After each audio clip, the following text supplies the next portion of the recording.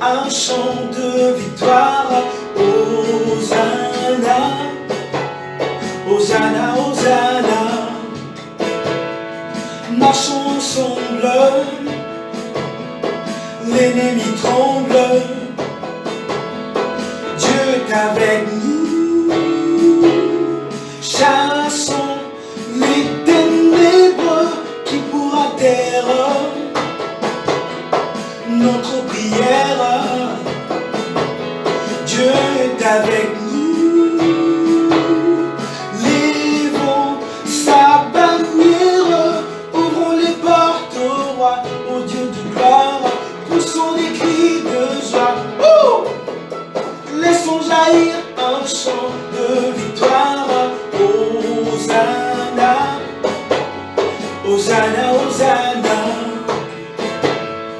Éternel notre Seigneur, que ton nom est magnifique.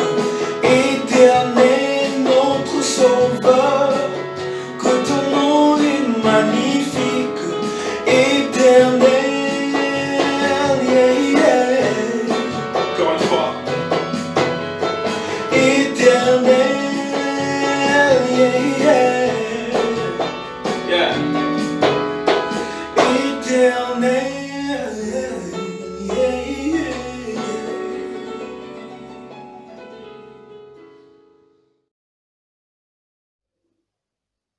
Amen. Frères et sœurs, nous allons prier, mais avant la prière, lisons le psaume 100 du verset 1er au verset 3. Tous les habitants du monde, criez de joie pour les seigneurs. Servez les seigneurs joyeusement. Approchez-vous de lui dans la joie. Reconnaissez que le Seigneur est Dieu. C'est lui qui nous a fait et nous sommes à lui. Il est notre berger et nous sommes son peuple, son troupeau. Entrez dans son temple en lui disant merci. Allez dans le cours du temple en chantant sa louange. Remerciez-les et rendez-lui gloire. Baissons nos têtes, prions. Éternel Dieu des armées, Père de toute bonté, merci pour cette grâce que tu nous accordes, Seigneur Dieu, de pouvoir nous réunir ce soir pour notre culte virtuel de mi-semaine. Merci pour tous tes biens et hauts faits dans nos vies, Seigneur. Depuis que nous sommes en confinement, Seigneur, tu n'as cessé de nous encourager. Voilà pourquoi, mon frère, ma soeur et moi, en toute reconnaissance, Seigneur Dieu, nous venons auprès de toi pour merci. Mais avant cela, nous voulions que tu puisses nous pardonner. Nous sommes des êtres faibles, Père. Nous péchons de manière différente. Pardonne nos péchés. Sanctifie-nous, Dieu. Merci pour la sanctification. Merci pour la croix de Jésus et son sacrifice ultime, Père. Nous voulions te recommander tous les aspects de ce culte entre tes saintes et puissantes mains, Dieu, afin que toi seul, tu te manifestes, Seigneur, tu t'empares de chaque intervenant et que tu l'utilises de la manière, Seigneur Dieu, la plus rationnelle pour pouvoir communiquer ce que tu as mis dans chacune de leurs bouches. Merci, Père, de les utiliser. Merci pour tous les frères et sœurs qui sont connectés en ce moment. Merci également de toucher le cœur de ceux-là, Dieu, qui ne sont ni connectés et ni suivent le culte. Père, en ce moment, nous avons plus de raisons de nous approcher plus du salut que lorsque nous avons cru au début, Seigneur. Merci pour ces moments. Que, Seigneur, tu sois avec ceux qui sont malades, que tu les guérisses, que tu rétablisses ceux qui sont faibles, Père, et que tu apportes des solutions. Solutions de manière individuelle, mais aussi solutions de manière collective pour l'Église, mais aussi pour la nation congolaise. Père, merci parce que tu m'as parrainé ces culs de bout en bout. L'orateur du jour entre tes saintes puissantes mains, la collecte, Seigneur Dieu, les annonces tout entre tes saintes mains. Dieu, nous voulions te voir à travers toutes ces étapes, que l'honneur, la louange, la gloire te soient rendus au nom glorieux de ton Fils, Seigneur, notre Seigneur et Sauveur Jésus-Christ, que nous t'avons ainsi prié. Amen.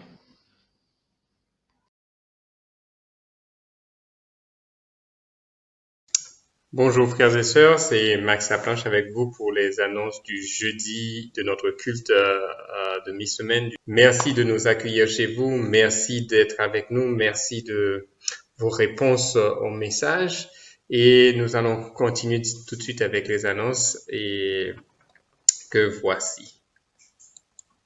Alors, merci à la chorale pour le chant d'adoration et merci à Jean-Claude pour l'ouverture, la prière d'ouverture. Je suis sur l'annonce et c'est Jean-Claude qui viendra pour le message du jour et je vous rappellerai les annonces et Jean-Claude reviendra aussi pour la clôture. Nous allons nos sujets de prières habituels et pour la paix en RDC, la pandémie du COVID-19 et le personnel soignant qui est la première ligne de défense contre le COVID-19 et nous connaissons tous les médecins, les infirmières, les techniciens et surtout le personnel administratif qui est en contact avec les patients. Alors, nous avons comme sujet de prière encore les malades. Nous avons Maman Mado, Mandiangu et Madon Tumba et les autres frères et sœurs qui sont sur cette liste. Allons-y et prions directement pour eux. Grand Dieu Tout-Puissant, nous te disons un grand merci pour ta bonté, ta fidélité, ton amour envers nous. Merci pour cette opportunité que tu nous donnes de venir devant toi pour te prier et te demander comme la pauvre veuve qui demandait justice contre les gens qui lui devaient de l'argent et devant un juge qui était inique. Mais Père, tu n'es pas un juge inique, tu es un bon Père, le Père de la vie, le Père de la santé, Père, et nous venons vers toi pour te demander et plaidons, Père, pour que tu puisses aider nos frères et sœurs qui sont malades et à récupérer leur santé. Nous prions spécialement pour Maman Mado Mandiangu, pour Madon Tumba, pour Louise Assouma, pour Élise et Émilie Chaco et sa sœur Brigitte qui sont malades. Nous prions aussi pour les frères Cédric, Aldin, Elvis, le fils de Inès et le fils de Rufin Mbemba. Père, nous voulons vraiment te demander de mettre ta main guérissante sur ces malades, de leur apporter réconfort et surtout de les aider, Père, à ne pas perdre espoir dans les moments difficiles de la maladie, Père. Nous voulons prier aussi pour la paix en RDC. Cette semaine, nous avons eu un peu d'inquiétude, mais Père, nous te remercions de ta manifestation et merci pour la pluie, merci pour tout ce que tu fais pour aider que la paix puisse revenir en RDC. Nous prions, Père, pour le cœur des hommes politiques et des hommes dans tous les sens, Père, qu'ils recherchent ta face, ils recherchent ta paix. Nous prions aussi pour la pandémie du COVID-19 à travers le monde qui fait des ravages aux États-Unis, c'est grave. Et nous prions même au Congo que tu nous protèges et tu continues à nous protéger. Et nous prions pour les remercions pour les guérisons que nous voyons, Père, et nous prions, Père, que tu nous protèges tous en nous aidant à respecter les gestes barrières que tu nous as communiqués, tu nous as aidés à comprendre et connaître à travers les scientifiques. Père, nous prions aussi pour le personnel hospitalier qui fait face à la pandémie et que tu puisses les protéger, qu'ils puissent continuer à prendre soin des malades et qu'ils puissent guérir rapidement. Nous te demandons tout ça au nom de ton Fils Jésus-Christ que nous prions. Amen. Alors, nous continuons à travailler avec les diacres qui sont en devenir et nous avons 6 couples qui sont sur notre liste et vous pouvez toujours les approcher, leur demander conseil, leur demander de l'aide et c'est eux qui vont faire remonter dans ces temps difficiles vos besoins et vous aider à chercher des solutions à travers l'Église. Merci encore pour ces frères et sœurs qui se donnent volontairement et à servir et à prendre soin des frères et sœurs. Alors, les statistiques du COVID-19, nous sommes à 8163 cas au 14 juillet, excusez-moi pour cette petite faute-là, et on a beaucoup de guéris qui continuent à augmenter, ça c'est une bonne nouvelle, et 3983 cas et les décès continuent à augmenter, mais à un rythme beaucoup plus petit. Mais ça ne veut pas dire qu'il ne faut pas continuer à se protéger. À Kinshasa, nous avons 6948 cas qui ont été déclarés. Et c'est encore dans 14 provinces et les autres provinces continuent aussi à grimper. Alors, nous savons déjà ce qu'il faut faire si nous sommes atteints ou bien nous avons un membre de famille atteint et il faut qu'on se protège.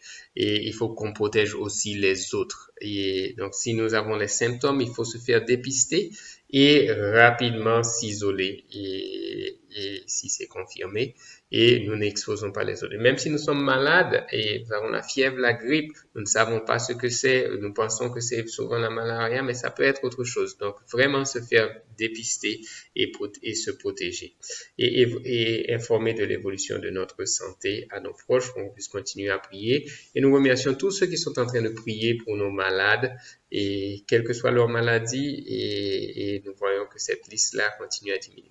Alors, nous connaissons les gestes barrières, le lavage fréquent des mains, éternuer à l'intérieur du creux du coude, ne pas toucher son visage et nous connaissons le reste et se faire tester. Alors, où est-ce qu'on peut se faire tester? À INRB, le centre médical Diamant, le centre médical de Kinshasa, la clinique Ngaliema, les cliniques universitaires, la clinique quinoise, HS Hospital qui est à Gombe à Limité et il y a même des médecins privés qui peuvent venir faire les tests pour vous à la maison en privé.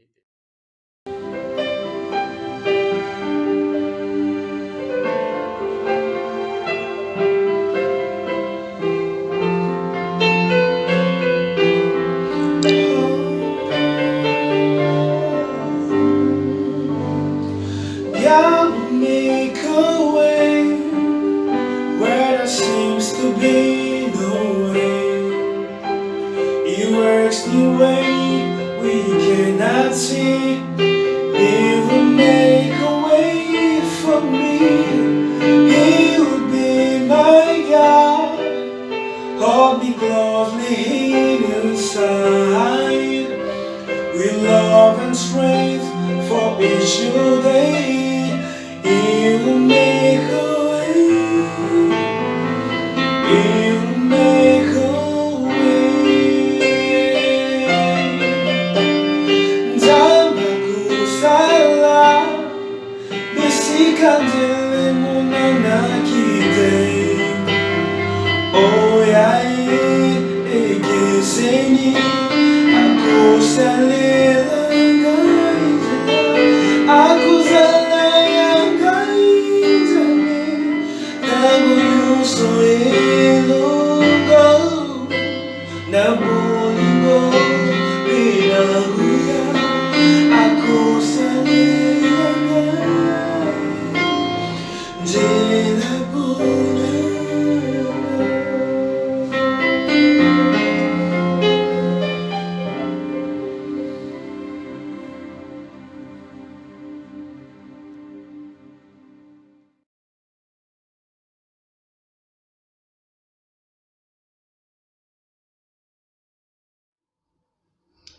Amen. Frères et sœurs, nous sommes arrivés au moment du message. Avant toute chose, baissons nos têtes, prions.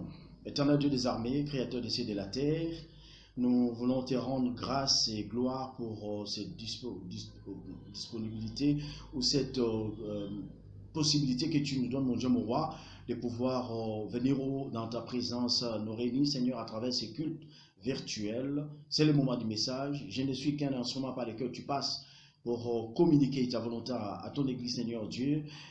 Parle-nous, écoute-nous, exauce-nous, et que tout soit pour ta gloire dans ton Fils Jésus-Christ. Amen. Alors, frères et sœurs, nous sommes dans la série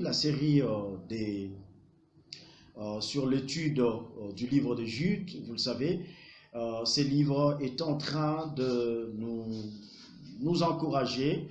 Dans ce livre, nous avons vu que le thème principal, c'est les combats de la foi. Nous devons combattre pour notre foi. Et cela a poussé Jude à nous exhorter. Pourquoi? Parce que tout simplement, il avait vu un danger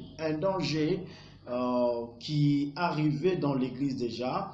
Il y a eu des hommes de caractère dangereux qui se sont infiltrés dans l'église. Voilà pourquoi il avait saisi l'opportunité d'avertir le peuple de Dieu que nous sommes certains hommes dont la Bible cite comme de mauvais exemples, qui avaient de mauvais caractères, des caractères très dangereux. Et déjà le dimanche, par la grâce de Dieu, nous avons vu avec notre frère Max, le tout premier exemple, mauvais exemple, il s'agit de Caïn. Et nous avons vu les différentes voies de Caïn. Et donc, j'estime que nous sommes en train d'apprendre ce message, de le reméditer et pouvoir l'appliquer pour la gloire de notre Seigneur. Et dans la même logique, au fait, je vais devoir, par la grâce de Dieu, cet après-midi, essayer avec vous ensemble d'analyser le deuxième exemple de ces hommes qui se sont infiltrés dans l'église, dont le caractère est très dangereux. Il s'agit de l'égarement de Balaam. Et ces exemples sont cités dans la Bible pour quelle raison? Parce que nous devons, en tant qu'Église du Seigneur, être attentifs à la voix du Seigneur, à ce que le Seigneur nous dit. Alors, nous sommes dans Jude au verset 11b. Voici ce qui est écrit. Ils se sont jetés pour un salaire dans l'égarement de Balaam. Alors, il faudrait circonscrire d'abord le contexte dans lequel nous nous trouvons. Nous sommes dans le livre de Nombres, chapitre 22. Vous savez, frères et sœurs, que le peuple d'Israël est en marche vers la terre promise, le pays des Canaan. Et il vient de remporter déjà dans le chapitre 22 deux grandes victoires contre les Amoréens. Et il est presque arrivé. Il n'a plus pratiquement de grands obstacles. Et là, il séjourne dans la plaine de Moab. Et dans cette plaine de Moab, il y a un roi qui s'appelle Balak, qui ne voit pas de bon oeil l'arrivée de ce peuple de Dieu dans cette plaine. Alors, il va aller chercher de l'aide auprès des anciens des Madian, les Madianites, pour constituer une délégation et envoyer cette délégation auprès de Balaam, l'un des prophètes qui était en Israël à ce moment-là. Et la délégation va arriver chez Balaam, va passer nuit, et dans la nuit, le Seigneur arrive, Dieu arrive et pose la question à Balaam qui était ceux qui étaient logés chez lui. Vous connaissez la réponse, il a dit que non, c'est Balaam qui les a envoyés. Et Dieu dit, non, tu ne partiras pas avec eux. Et le lendemain matin, Balaam va renvoyer la délégation auprès de Balak. Quand celle-ci arrive, elle arrive là-bas, Balak n'étant pas satisfait, va insister avec cette fois-ci une très très forte délégation et même beaucoup plus de présents, beaucoup plus de biens pour pouvoir convaincre Balaam. Et la délégation arrive, Balaam, comme la première fois, va l'accueillir et va faire en sorte que cette délégation passe nuit chez lui. Et la nuit également, le Seigneur vient encore et lui pose la question, qui sont ceux qui sont logés chez toi? Et c'est la même réponse. Mais cette fois-ci, le Seigneur lui dit, tu partiras avec eux, sauf que tu ne parleras que ce que je mettrai dans ta bouche. Alors, frère, vous savez que Balaam, le lendemain, va sortir, il va prendre son ânesse et il va monter dessus. Et en allant, justement, répondre à l'appel de Balak. Alors, ce qui arrive, c'est qu'en cours de route, il va rencontrer un grand obstacle, ce que l'âne refuse de marcher. Et vous connaissez l'histoire, frère et sœur. Alors, quel est le point que je voulais faire ici? C'est que, vous savez, des fois, nous forçons la main à Dieu, nous demandons à Dieu faire impérativement ce que l'on veut, et il arrive des fois aussi que Dieu nous laisse faire. Il nous laisse faire, pourquoi? Parce que nous lui avons forcé la main, et c'est ce qui est toujours très dangereux. Donc, frères et sœurs, le premier point, c'est de comprendre que Balaam a poussé le peuple d'Israël à la faute. Il a poussé le peuple d'Israël au péché. Il a entraîné au péché, voilà ce que je voulais dire. Vous connaissez cette histoire qui se retrouve dans le livre de Nombres, chapitre 25 déjà, où le peuple d'Israël qui est en ce moment-là ici à Moab, il est dans la plaine de Moab, et sur le conseil de Balaam, eh ben, les femmes moabites vont se prostituer, vont commettre beaucoup d'immoralité avec les Israélites, et du coup, la colère de l'Éternel s'enflamme contre son peuple. Et vous connaissez l'histoire de Pinéas qui va, au vu et au su de tout le monde, va prendre sa lance et va tuer un Israélite qui a commis, en plein jour et devant tout le monde, il a commis l'immoralité et il va les tuer. Et en ces jours-là, frères et sœurs, il y a eu 24 000 Israélites qui ont péri. Mais pourquoi ont-ils péri? Tout simplement parce que ils étaient devenus infidèles vis-à-vis de Dieu. Parce qu'ils ont suivi les conseils de Balaam. Voilà l'erreur de Balaam. Voilà, frères et sœurs. Et beaucoup de gens, lorsque ils se retrouvent dans cette position, ils cèdent, ils entraînent les autres dans leur faveur, ils entraînent les autres à pécher, à commettre le mal. Et ici, je voudrais parler de moi-même. Je voudrais parler de moi. Vous savez, frères et sœurs, pour ceux qui les connaissent, dis-moi, en 2013, je devais partir en mutation.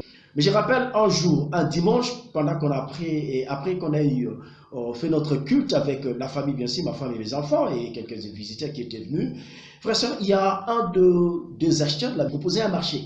Vous savez ce qu'il m'a dit? Il m'a dit, non, chef, tu sais, c'est dans nos habitudes, chaque responsable qui arrive ici, nous on s'organise, on cotise, on lui achète des choses, mais la seule chose qu'on lui demande, c'est que lui nous fasse la faveur de récupérer le bonus qui vient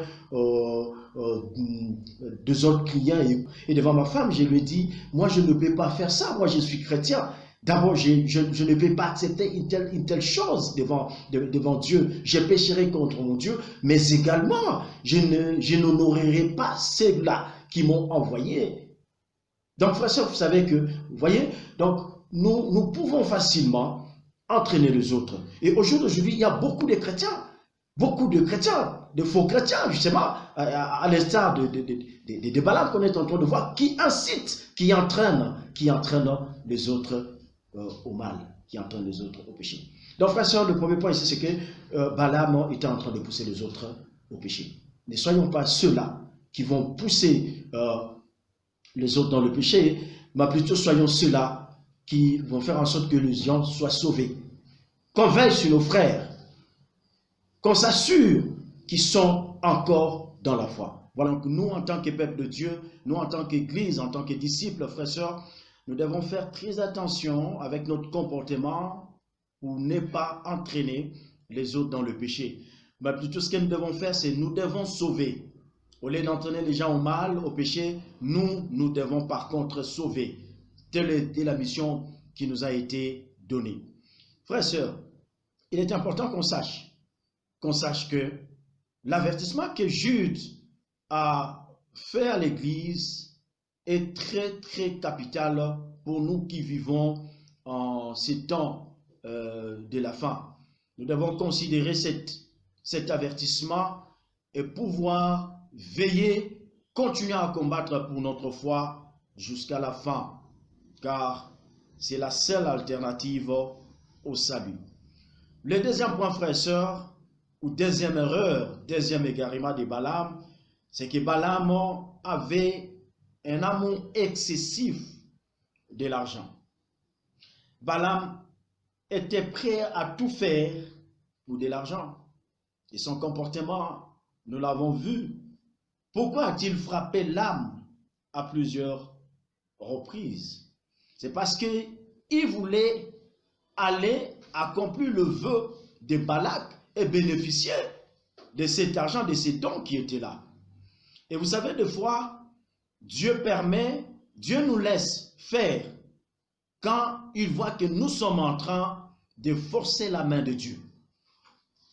Face à certaines situations, au lieu qu'on attende ce que Dieu, qu'on respecte, qu'on obéisse à ce que Dieu a dit, mais nous, on force la main de Dieu. Et à ce moment-là, lorsqu'on force la main de Dieu, Dieu nous laisse faire. et les conséquences sont toujours terribles. La question que je me suis posée, jusqu'où peuvent aller mes convictions lorsqu'on me propose de l'argent?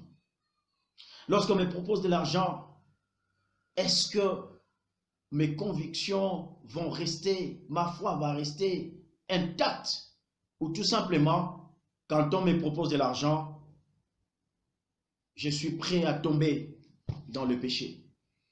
Tomber dans le péché, dans le vol, mensonge, corruption, immoralité, adultère, que sais-je encore, frères et sœurs. Voilà le comportement de Balaam, voilà l'erreur de Balaam. Jude a voulu interpeller, exhorter et avertir le peuple de Dieu parce qu'il avait vu déjà ses comportements s'infiltrer dans l'église. Et c'est un comportement très, très dangereux.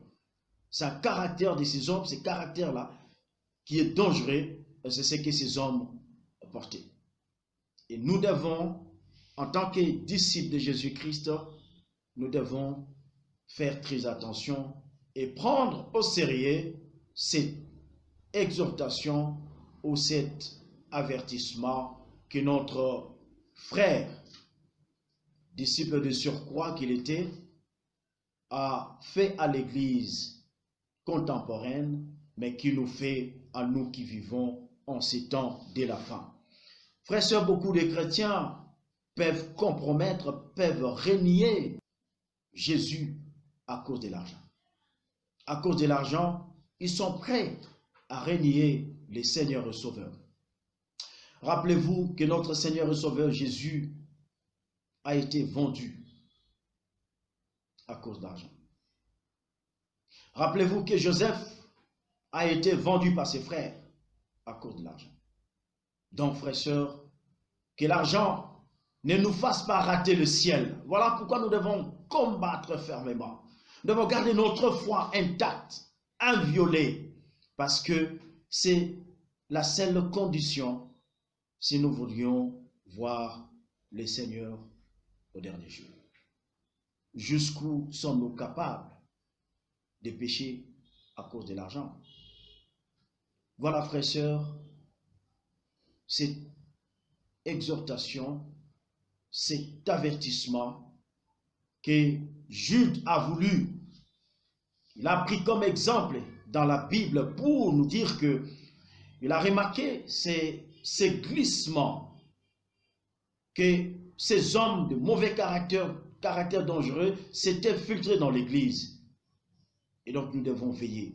Veiller autour de nous, que nous ne soyons pas ceux-là qui vont entraîner les autres dans le mal, dans le péché, et encore moins que nous ayons un amour excessif de l'argent. En conclusion de mon message, frères et sœurs, c'est que nous devons combattre pour notre foi, combattre jusqu'à la fin, rester dans la foi et ne pas vaciller. Ne soyons pas ceux qui doivent entraîner les autres dans le mal, dans le péché, mais plutôt soyons ceux qui sauvent, qui vont à la rencontre de ceux-là qui ne connaissent pas le Seigneur pour les sauver. Et enfin, n'ayons pas un amour excessif de l'argent. L'avarice est un péché dangereux. Voilà, frères et sœurs, c'est que Dieu avait mis dans mon cœur pour pouvoir partager avec vous et que le Seigneur nous bénisse. Merci.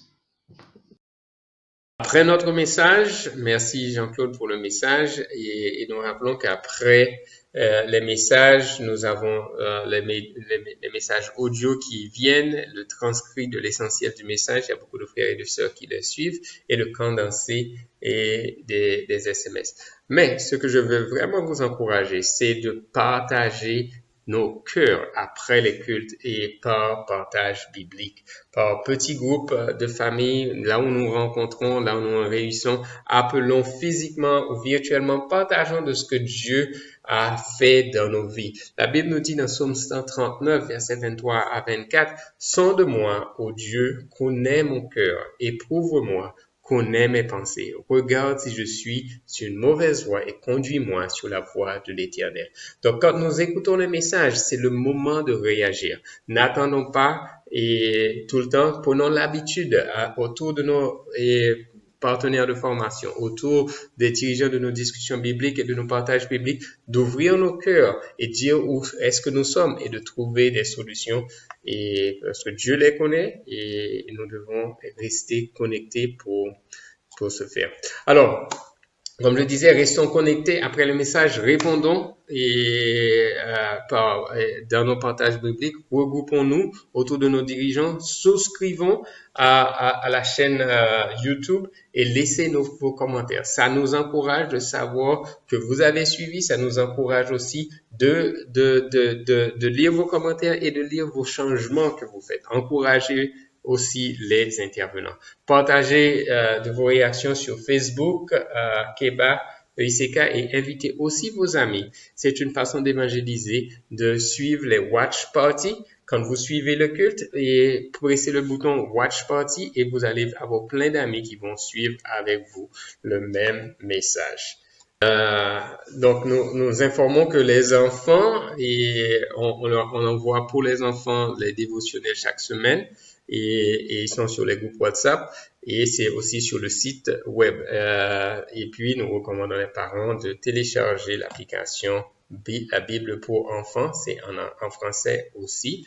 Alors, juste un petit rappel, la collecte spéciale a commencé le 5 juillet et elle se termine le 6 décembre. Nous pouvons payer par petites tranches, par grandes tranches, par petits morceaux. Donc, n'oublions pas que si nous faisons un vœu à l'Éternel, comme le dit Deutéronome 23, verset 21, si tu as fait un vœu à l'Éternel, ton Dieu, tu ne tarderas point à l'accomplir, car l'Éternel, ton Dieu, t'en demanderait compte et tu te chargerais d'un péché quand tu ne le fais pas. Et la Bible nous encourage à donner avec un cœur de joie et joyeux. Donc, il faut pas voir les collectes ni les collectes spéciales parce qu'on est à l'écart et que l'Église ne se rend compte pas que l'Église n'a pas de charge. Il faut continuer à donner et continuer à honorer notre vœu à l'Éternel. Amen. Alors, pour les collectes, il faut bien préciser si c'est pour la collecte normale que vous faites les transferts, si c'est pour la collecte spéciale ou bien pour les nécessiteux, et nous voulons le faire le lendemain d'ici 9 heures du matin et à c'est du numéro de Orange Money et de M-Pesa.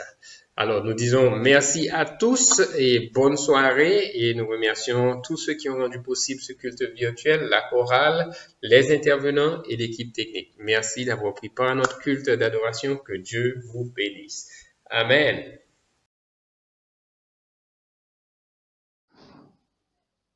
Amen, frères et sœurs, baissons nos têtes, nous allons prier pour clôturer notre culte. Baissons nos têtes, s'il vous plaît. Éternel Dieu des armées, Père, merci pour ton amour. Merci Seigneur Dieu de nous avoir amenés ce soir à ton école où nous venons d'apprendre, Seigneur Dieu, à travers Jude, Seigneur Dieu, que nous devons combattre, Père, pour notre foi. Cette étude qui a commencé il y a déjà 2 semaines, mon Dieu m'aura passé. Et ce soir, tu as voulu que nous puissions comprendre, Seigneur Dieu, que nous ne pouvons pas nous jeter pour un salaire dans l'égarement comme fut le cas avec Balaam. Et tu viens de nous montrer, Seigneur Dieu, que les erreurs ou l'égarement de Balaam consistait, Seigneur Dieu, au fait qu'il était entraîné, il était en train d'entraîner les autres, pousser les autres au mal. Et que nous, en tant que chrétiens, nous ne pouvons pas, Seigneur Dieu, entraîner les autres au mal au point de leur priver la bénédiction que Dieu peut leur accorder.